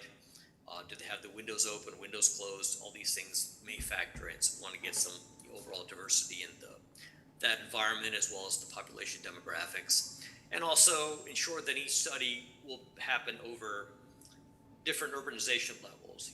For background noise, rural environments can be much quieter than suburban ones, which are quieter than urban ones. So that background level of noise can also impact people's perception of noticeability or noise level from a different sound source. So that's kind of where we are today. If you go to my last slide, it shows you our current timeline for phase 3 for the community response test. We're currently in our planning stage, and we'll be continuing to work at developing our final plans, doing some risk reduction activities that check out of our survey systems, our acoustic measurement capabilities and data processing capabilities, as well as engaging with regulators like the International Civil Aviation Organization, the FAA, on our approaches, getting their feedback on validity of that approach for acceptability of the results. And all that will lead to our execution stage when we actually do our community test starting in roughly 2026, and trying to conduct a test roughly every 6 months in a different location, completing that in about 28. And then starting in 2027, after we've started doing our studies, is start providing some initial information to regulators as to how these tests are going and see if that can inform some of our future activities. So there's a lot to do coming up, but we're looking forward to gathering a lot of information to look at potential supersonic flight in our future. I think that's my last slide. If you go to the next one, I'll be happy to entertain any questions. Well, thank you. I note you had the 2 names for Matt Camlin and Kristen Hatfield for inquiries to our public affairs officers for further questions. Thank you, Mr. Shah. I appreciate it. I will turn it to the members now and see if they do have any questions with respect to this particular project. Are there any comments or questions? Member O'Connell. Fit more than one person? Well, no, this aircraft is not like a prototype or a small version of a commercial aircraft. It is specifically designed to generate the type of sonic boom signature that will be similar to what a large transport would do. But the shapings may be similar, but the actual design of a commercial transport may be substantially different in order for it to carry passengers and cargo, etc. Okay, thank you. Yes, Carol. Member Ford, excuse me. You sort of answered my question. I was going to ask about the Concorde, but one of your graphs showed that it makes a less sound than the Concorde does. But also, isn't it true that when the Concorde was operating, they weren't allowed to go supersonic while they were over the United States? They landed at Kennedy, and that was the end. I think they went to Washington, too. So this is very interesting. And then are there other, like, is the U-2 spy plane, does that make sonic booms? Yeah, well, sorry, first question regarding the Concorde. Yeah, the sonic boom from the Concorde, they measured those, but, those without, under test conditions, but those sonic booms were limited over water in terms of their commercial operations. As far as aircraft like the U-2, my knowledge, they are not supersonic aircraft, so they would not be generating any type of a sonic boom. And then my last comment is, you mentioned it's thunder, but that's what I was thinking. The people in the East Coast, where I grew up, have thunder all the time, so a sonic boom isn't that big a deal. You just, it sounds like thunder. But I would imagine especially this part of the country that doesn't have thunder very much, it probably creates more of a stir, yes? Well, and that's the reason we're doing studies in different regions of the country, because again, there's different, certainly different lifestyles or different exposures or different experiences that people have in terms of their, normal type of sound exposure. And so how they react to this noise is what we want to understand, and how that does vary. Thank you. Thank you. Are there other questions? Robin? Mr. Shah, I have a question about the ethics behind the study that you're going to be doing. So you're going to be subjecting multiple communities to this study, and in what ways, when I think about human subject studies, there always needs to be informed consent. There needs to be an assurance that no undue harm will be enacted upon human subjects. I'm wondering in what ways you have given thought to the impacts these studies will have on the people who will be subjected to this, and how are you achieving informed consent? Well, these studies that we're going to do are not going to be, I don't know what the right word is, but blind or unknown studies. The communities are going to be notified ahead of time that these are going to occur. But that's different than being notified, as opposed to you're receiving informed consent, that people are saying, yes, I agree to participate in these studies. Part of our process is still going to involve ensuring, like we meet the NEPA review in terms of environmental protection. That involves humans, that there's no significant impact. We also go through what's normally an institutional review board to review our activities for approval, and the participants who are going to be providing surveys are going to be voluntarily recruited to this. But overall, the entire community, it's going to be done through appropriate NEPA review and things of that nature before we continue forward. Yeah, it just seems impossible to me that you would be able to achieve informed consent when you're subjecting entire communities to your study. This poses a great big ethical dilemma to me. From a research perspective, I have a doctorate, and when I went through my dissertation, informed consent in studies is critical. It's a key component before you can even begin a study. So this sounds very bizarre to me. Well, unfortunately, I can't probably talk directly to that. That's a little outside my area, but I think that does pose an interesting question, and we'll certainly try to follow up to understand how we're addressing that that type of aspect. Thank you. Are there other comments, questions? Yes, Angelina. Earlier in the project, were there renderings of this with the design showing space for commercial passengers? Am I remembering that wrong? No? Can you hear me? I'm sorry, could you repeat the question? I didn't quite understand. Oh, here we go. Sorry. I've been aware of this project for a little while, and I thought kind of a few years back there were renderings of this that showed what it would look like with some passenger seating. Am I recalling that correctly, or is my memory off? That I don't know. The Quests mission, again, this is not supposed to replicate looking at a passenger aircraft specifically, so I'm not aware of that. That may be something related to other companies looking at potential designs for supersonic aircraft, but I really can't say. I'm not familiar with any specific renderings of passenger cabins related to this mission. Okay, thank you. Angelina, Doug just alluded to the fact there are some commercial companies that are producing sonic, and they may have renderings that you may have seen. So there may be out there, but outside the scope of this particular project. So. Through the chair, am I allowed to make a comment? Yes, you are. Yes, please. History is a great teacher, I think. I grew up in the Midwest around a lot of Air Force jets. This was an era when supersonic flight was just happening, and we had a lot of sonic booms. I'm 82 years old. I've never had any bad ill effects from it. I still have all my hearing. And so it was exciting for me as a young boy and very, very much into the military, as a lot of kids my age were. So I'm not sure it's going to be harmful. It certainly wasn't harmful to me. We knew it was going to happen. The community was informed. So I don't think it's something to, I think it's something to watch, but not to be extremely concerned about. Thank you, Mr. Edges. Member Hindi? Thank you, Chair, and thank you, Mr. Shah, for your presentation. In one of your early slides, I read you said provide statistically valid data.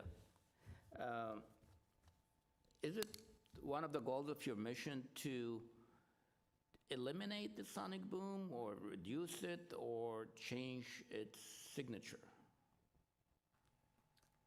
Well, the Quests mission in the X-59 is designed to substantially soften the sound level from a sonic boom to a quiet sonic thump. There may be conditions in which it's minimized to the extent where it's not noticeable or heard. But that's the whole purpose of the aircraft, is to change that shaping of the sonic the shock waves coming off the airplane so that it is changed when it reaches the ground. Okay, and then I got another question. So on the community input, is that information or that data collected, that's going to be submitted to the regulator? Is that my understanding? Nothing that NASA or the project team will, simply you just collect that information or that feedback or that input and pass it along? Yeah, we'll be collecting the response from the survey participants, correlating that with the sound levels, and that's something that will be shared with regulators. Was that your question? Yeah, and what kind of metric would you be using to measure the noise yourself? There are several metrics in consideration that will be used. We haven't narrowed it down to any specific one, but there are certainly several sound exposure level metrics for impulsive sounds that we're considering. The one I showed on that plot, that perceived level, is just one of several of those. Okay, thank you. Thank you, Member Hindi. We have a Member Bowles on Zoom. I believe you have your hand raised. Do you have a question? I do. Thank you, Chair.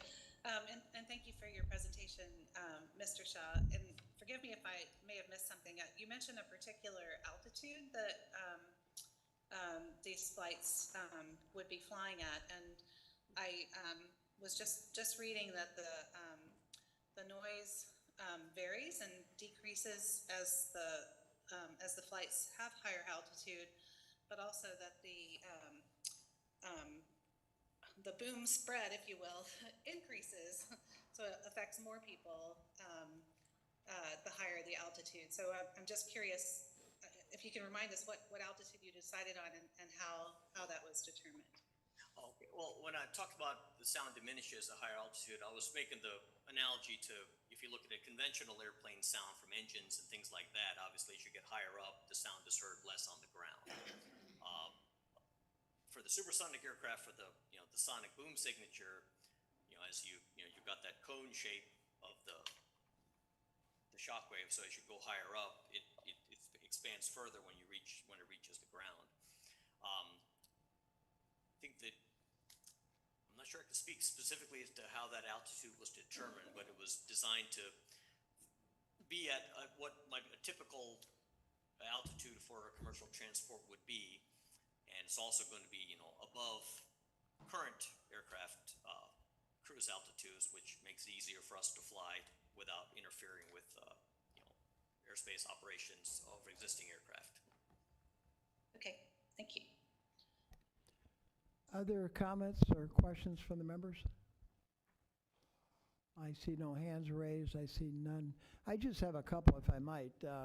From a broader perspective, you could give me a sense of the timing of this process. Are we talking about when ultimately approvals, assuming everything went according to plan, would the federal government be prepared to authorize approvals in 2028, 2030, 2026?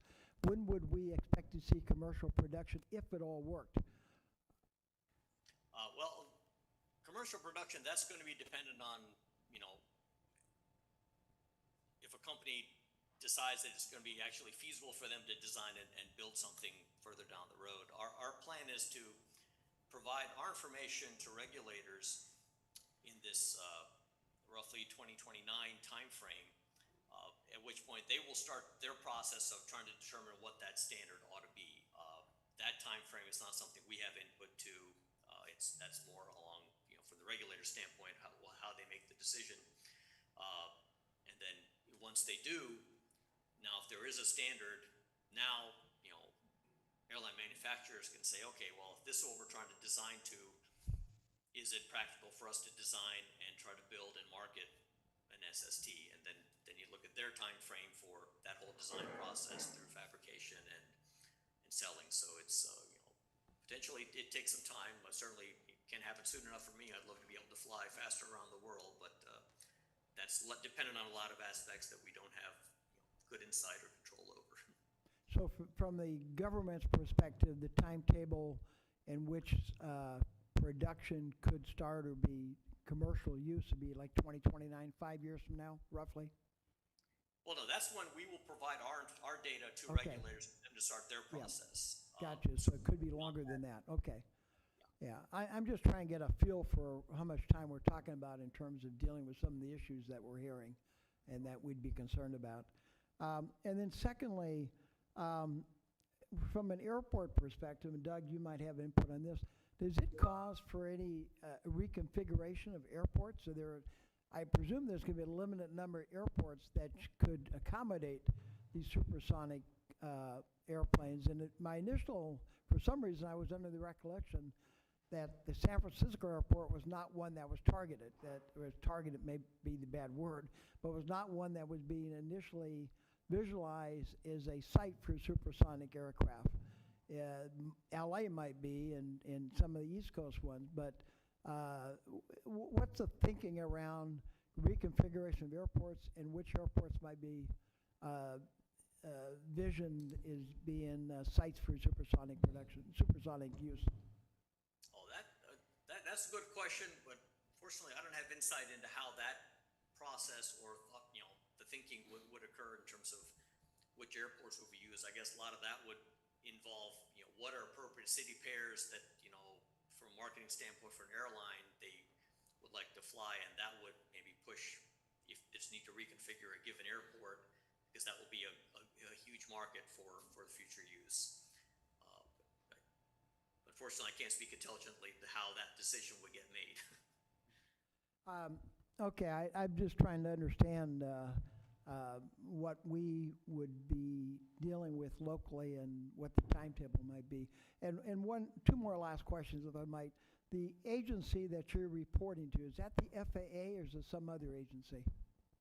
FAA will certainly, we'll be sharing all this with the FAA, and then as part of that, they're also part of the ICAO, International Civil Aviation Organization, that will also take this information to come up with potentially standardized or harmonized standards or regulations for other countries as well. But FAA is going to be certainly the lead regulator that we will be sharing our information with.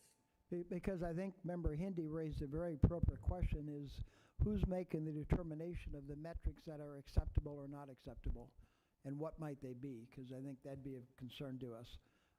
And then my last question would be with respect to your testing is dealing with noise. Is it going to include other potential health aspects of sonic missiles, sonic planes? In this case, the X-59 is designed only to look at the sonic thumb characteristics. Yeah. It uses a conventional aircraft engine from an existing military aircraft. So it's not using technology that a supersonic transport would have outside of the shaping concepts being used. So it can't really address any other of those technologies that certainly all need to be addressed to look at for actual supersonic flight. Okay. Well, thank you. Those are a few of the concerns I think we have as a group as we try to understand what this might entail and what impacts it might have on our communities, and particularly about the timing of it all. So I appreciate it. Any other comments before we go to public comment? Yes, Member Papajan? Thank you, Chair.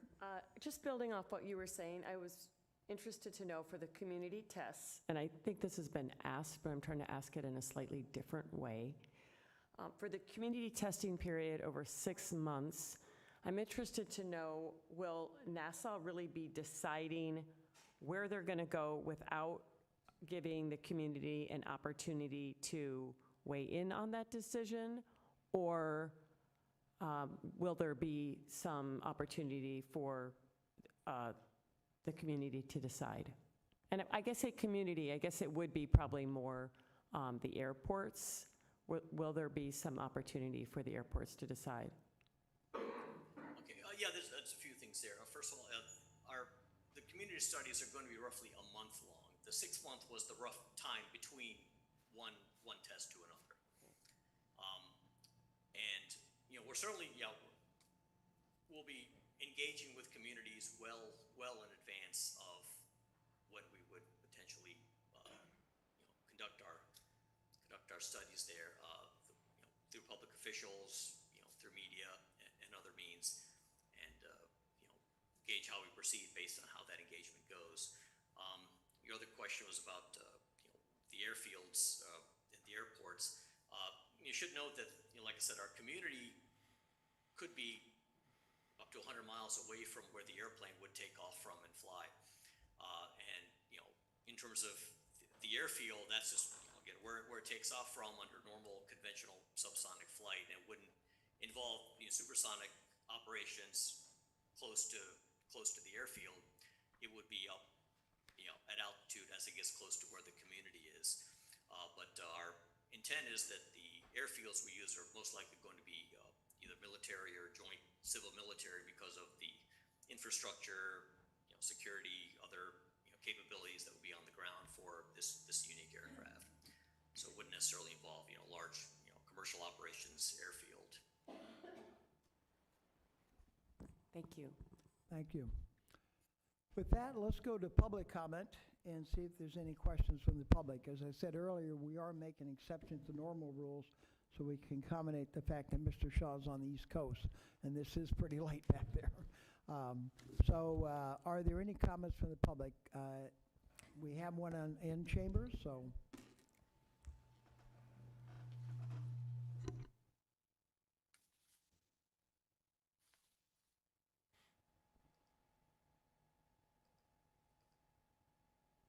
Put the clock up, Diane. You have the clock, Diane?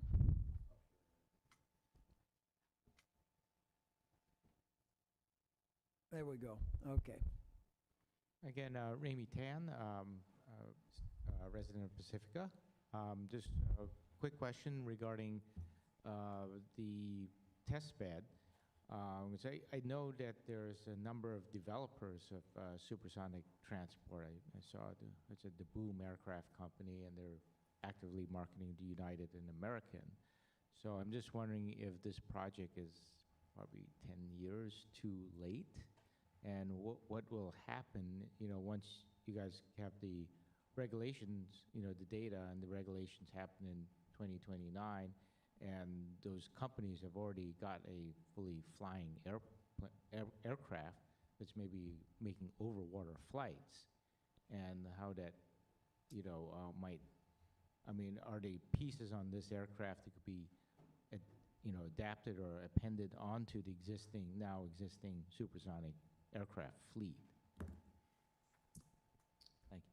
Well, yeah, I think a lot of the technologies that are being developed and will be demonstrated with the X-59, all that is being shared with industry for their application in use in developing a supersonic aircraft. Don't have a lot of the specifics on the existing companies like Boom or others, whether their aircraft are intended to be something that generates a quiet sonic thump that can fly over land, or is it designed under conventional technology where it will be limited to overwater flight. So I think the difference in capabilities is there, but the technologies that X-59 will demonstrate for quiet sonic booms will be shared with industry for their application to designing a quiet supersonic aircraft. How they choose to implement it is going to be depends on what they're looking for, what they would like to design and build. Thank you. Other public comments, Diane? Yes, there's one more on Zoom, Ms. Darlene Yapley. Ms. Yapley, okay, the floor is yours. You want to reset the clock, please? There you go. Thank you, Ms. Yapley, the floor is yours.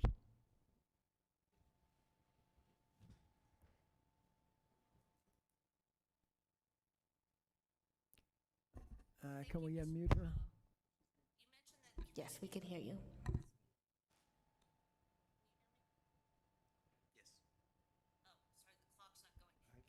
We cannot hear you. Does she have to unmute, or do we need to? Ms. Yapley is unmuted, yes. Just real quiet. Can you hear me? Yes. Very softly. Sorry, the clock isn't moving, but I'm going to keep talking. Community response testing is different than other scales, and I think you're aware that the neighborhood environmental survey showed that people were more annoyed at every level of noise compared to the previous Schultz curve. So I'm interested in knowing what are you incorporating or considering in your noise metrics given what has been found with the new national curve. And the second is cumulative noise. You're here at the Roundtable because people have noise problems, and add on this extra layer, is that going to be considered in terms of people's total impact versus you only look at each layer as a different impact? Thank you. Okay, well, your second question, I guess, we are going to be looking at the responses to single events and also cumulatively, like end of the day surveys of what we think they're, in terms of cumulatively what they think, what that cumulative exposure was. Relative to the FAA, NES, I think one thing to point out again, it's a different type of noise and again a different scale, and so it's not direct correlation, but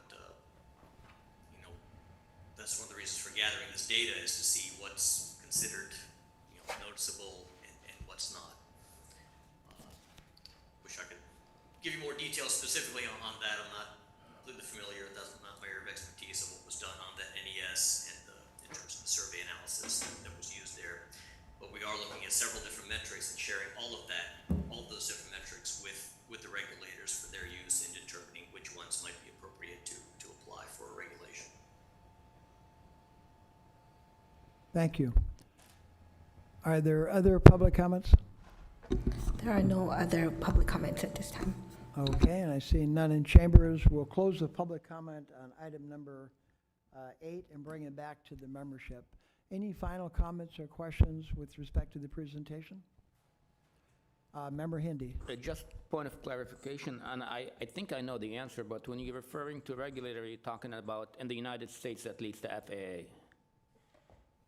Yeah, we're talking about, Okay. we're sharing with regulators, both the FAA and we're sharing with, ICAO, and then, Okay, thank you. that conversation to share with other regulators. Great, thank you.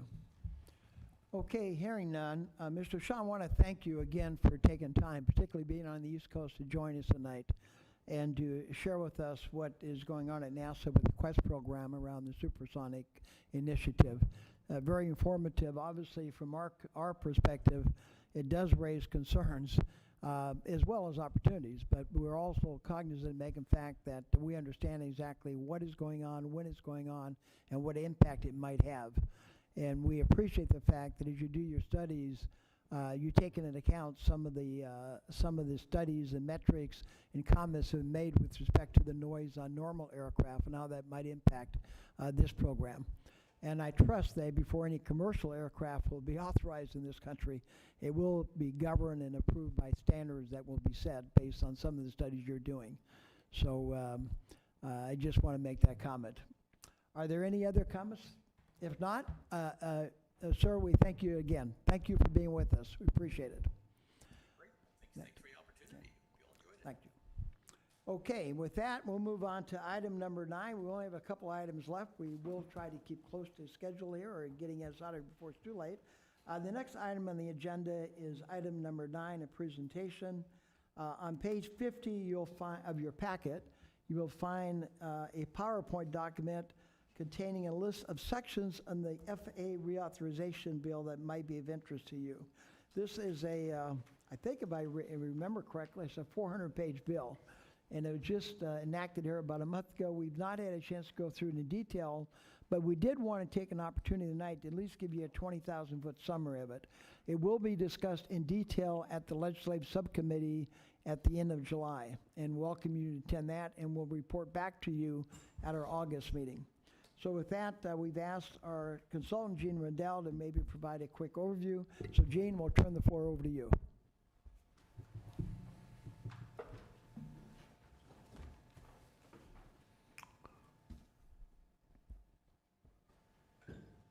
I want to put it in present, there you go. So as has been said by the FAA earlier, we do have a Reauthorization Act of 2024. It was signed into law, which provides authorization for the next almost 5 years. Next slide. And goes through 2028. There were 29 provisions in the bill that I thought would be of interest to this membership, being focused on aircraft noise, aviation noise, community involvement, those sorts of things. I'm only highlighting 3 of those provisions tonight. Hopefully I give you some information to be intrigued enough to go look at the bill or get involved with the legislative subcommittee here to really find out when we really look into the nitty-gritty of what we believe is in the bill. So the 3 here are reducing community aircraft noise exposure, aircraft noise advisory committee, and community collaboration program. All of these are kind of new and ideas that I think were, some came from bodies like this, that, the communities have been begging for more collaboration, more involvement, more earlier to be put into the process, those sorts of things. So some of that has made it into the bill. Next slide.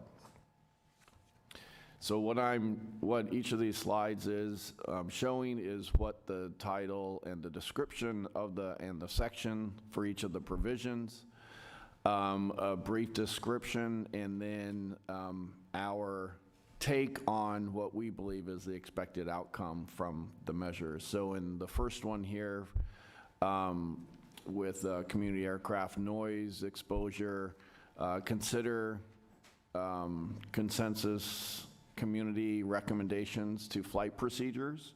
We've spent a lot of time in this roundtable over the last 5 years looking at flight procedures. So now this is asking for consideration of community recommendations for those procedures that can mitigate aircraft noise, work with airport sponsors and neighboring communities, and then collaborate with local governments to discourage infill development around airports to help protect the asset of the airport. So basically, the expected outcome of this measure is collaboration with airports and communities on the development of flight procedures. Next slide. So for this one, the aircraft noise just committee, advisory committee, I believe. It's a committee comprised of manufacturers, aircraft manufacturers, air carriers, higher education, and airport communities. And again, airport communities is part of that advisory committee that evaluate ongoing aviation noise-related research. And the committee shall issue a report to Congress and brief Congress and consult with NASA and other federal agencies. For this one, the expected outcome is a structured collaboration with a final report to Congress, building on progress from the Neighborhood Environmental Survey and Noise Policy Review that the FAA is currently undertaking. Next slide, and the last one for tonight. So this one is to update internal FAA guidance on community engagement. There is FAA already has a policy for, or a handbook For community engagement, you can find it on their website, relatively easy if you go in and type in FAA Community Engagement. It implements funding of GAO report, and the expected outcome is updated guidance based on the General Accounting Office report, which includes noise metrics.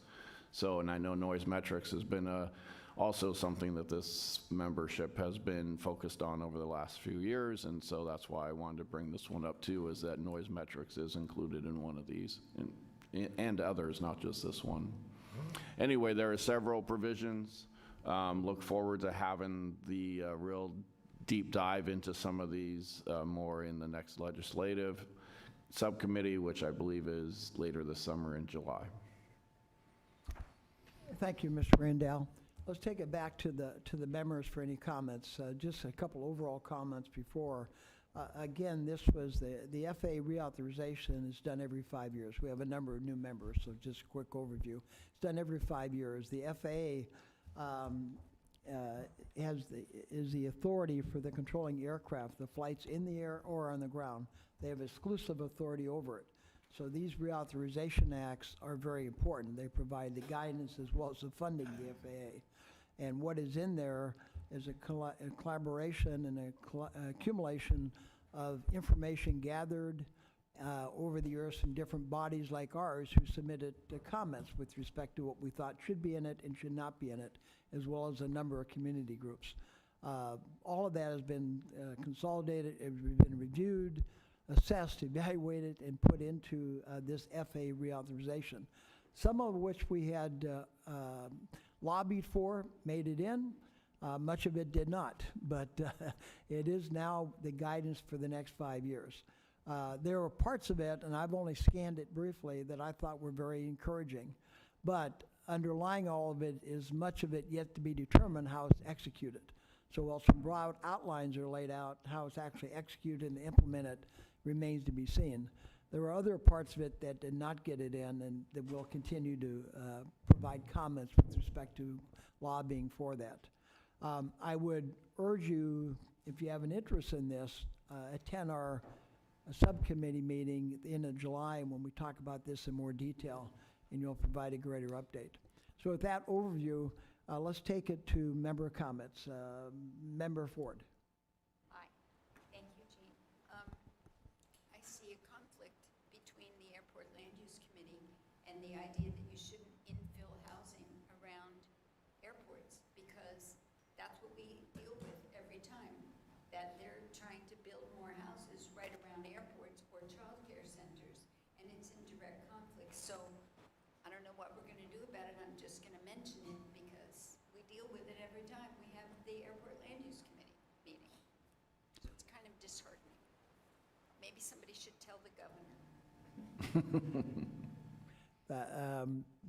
By the way, if I can add a comment there is clearly a tension existing between the need for additional affordable housing and the scarcity of land on the peninsula that is close to the airport, and there's that tension. The commission, the Roundtable, has taken positions that we do not dictate to communities what they can and cannot do, but we do advise them of some of the consequences of their actions. But it's up to every community to determine where and how and when they place their housing.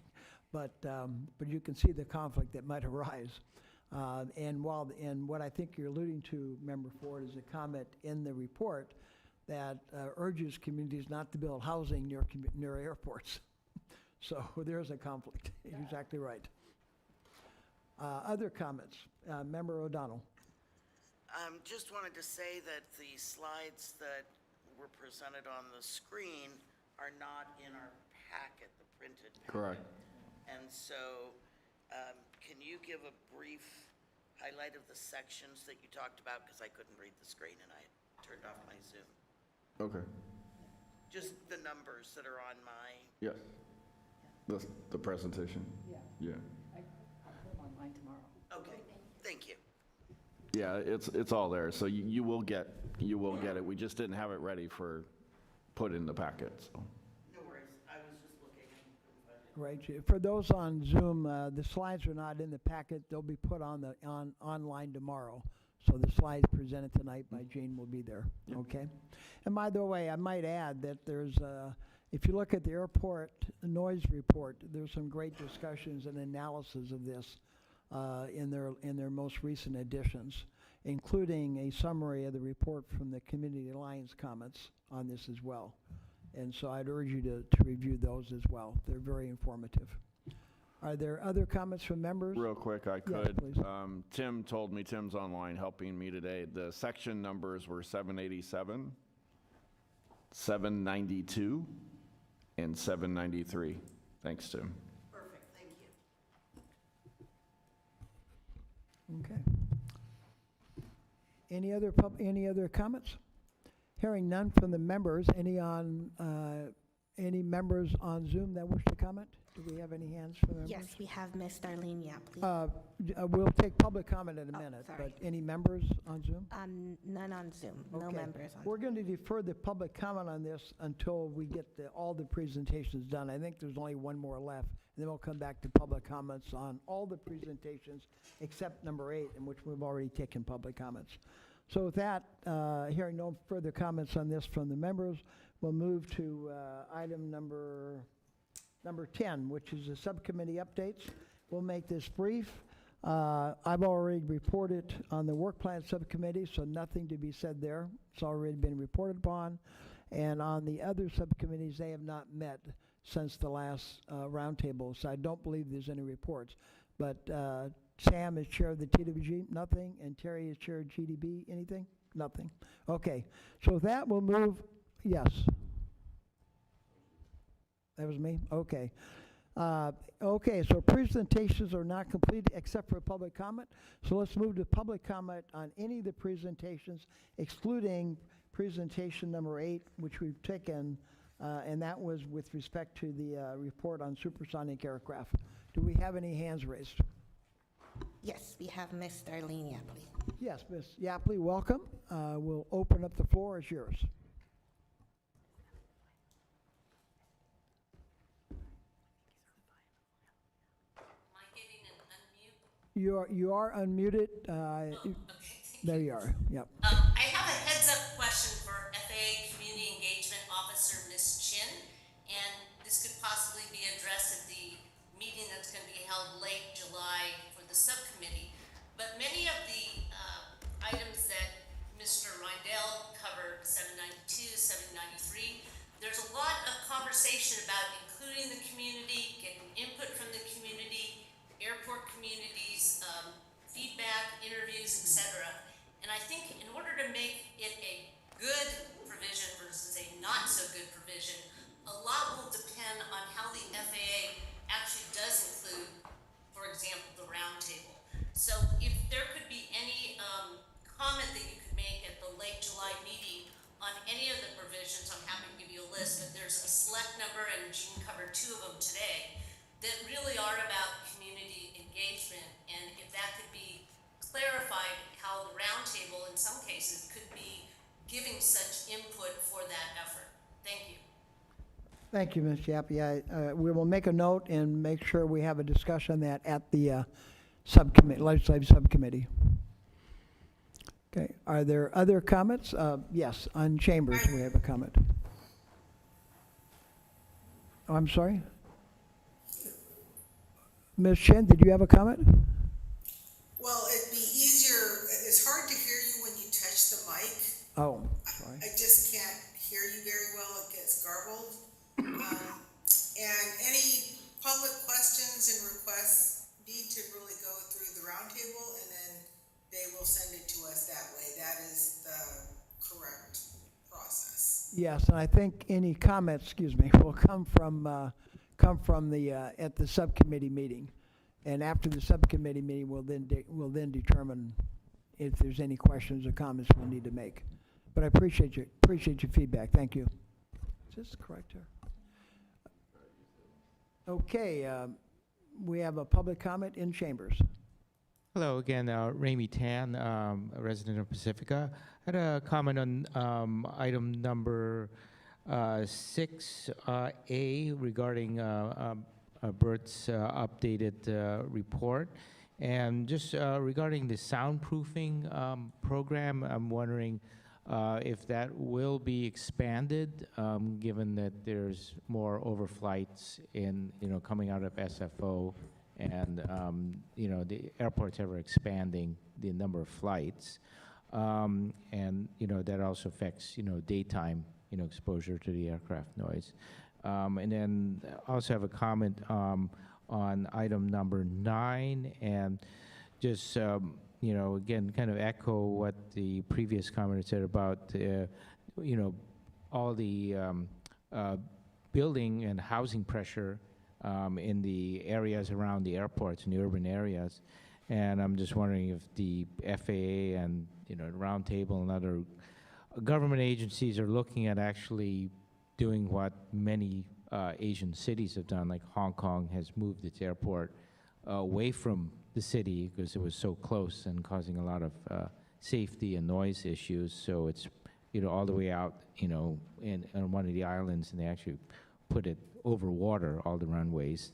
And I believe Singapore did the same thing. I think they got now 3 runways, all completely over water as well. So that's a big infrastructure ask, but then at the same time, it frees up a lot of land area to build even more housing on. So, that sale of the old airport land can pay for the new airport potentially. So,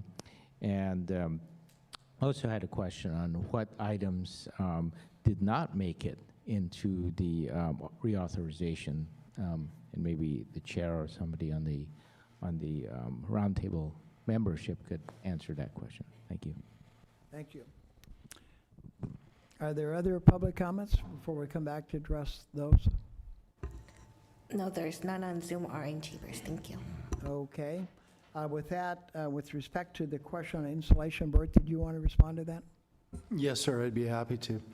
So with regards to the noise insulation program, as the aircraft noise level increases, SFO is observing that and will be following the federal standards. If it goes up by 1.5 decibels, we'll then be watching it. If it continues, we'll then be adjusting noise contours.